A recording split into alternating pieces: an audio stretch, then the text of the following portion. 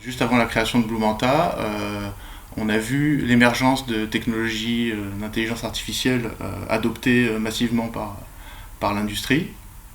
Et on s'est rendu compte de l'immensité des champs d'application de cette technologie-là. Et on a souhaité, étant donné la quantité de choses qui restaient à construire, même à notre échelle, on a souhaité tenter notre expérience en créant une société.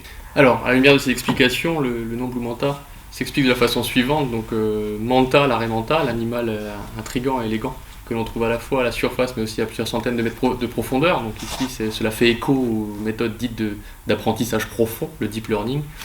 Et l'arrêt mental, c'est aussi un animal que l'on trouve un peu partout, dans les mers tropicales du globe, mais aussi en zone tempérée. Et cela révèle en fait nos ambitions.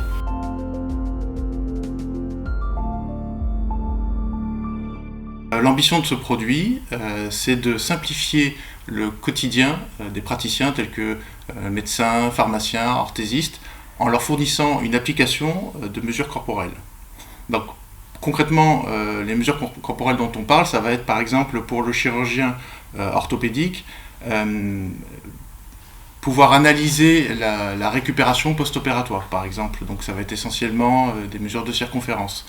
Ou alors pour l'orthésiste, ça va être avoir un maillage complet et des mensurations pour pouvoir confectionner une ceinture de maintien au plus près du patient. Donc qu'est-ce que c'est le quotidien de ces praticiens aujourd'hui ? C'est au moment de devoir prendre des mesures corporelles, ils vont avoir recours au maître de couturière. Et le maître de couturière, c'est un outil qui a un certain nombre de défauts. Le premier, c'est qu'il va être assez largement imprécis. Et donc, avec notre produit, notre application de mesure corporelle, on vient mettre un petit peu d'objectivité et de précision dans tout ça. Ça, c'est une première chose. La deuxième chose, c'est que cet outil, le maître de couturière, c'est aussi un protocole opératoire qui est long. Quelques minutes dans le meilleur des cas, pour les cas simples, plusieurs dizaines de minutes pour des cas plus complexes. En pratique, c'est une application qui s'installe sur n'importe quel smartphone et le praticien, au moment de la mesure, va simplement faire quelques prises de vue, donc c'est l'affaire de 2 minutes, et il va obtenir en retour un maillage complet de la partie du corps ou du corps entier et un certain nombre de mensurations qui sont propres à son domaine d'expertise. Il y a un moteur basé intelligence artificielle qui permet de rendre extrêmement fluide et simple la manipulation de l'application. Donc peu de contraintes au moment de la prise de vue.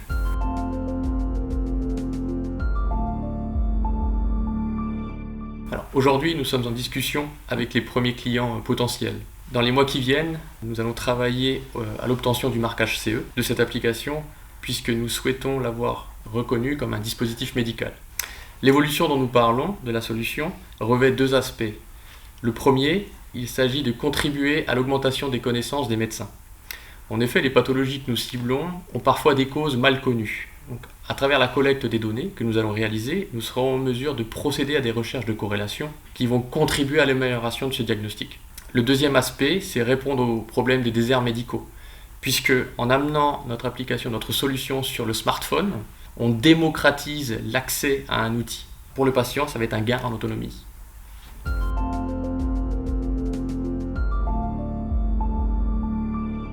L'incubateur PACAEST, c'est le partenaire bienveillant qui, par ses compétences et son expérience, complète ou apporte les connaissances indispensables au développement du projet. Ils jouent parfois le rôle de mentor, car ils connaissent les pièges à éviter et savent nuancer les coups durs. En ce sens, nous les remercions encore pour leur accompagnement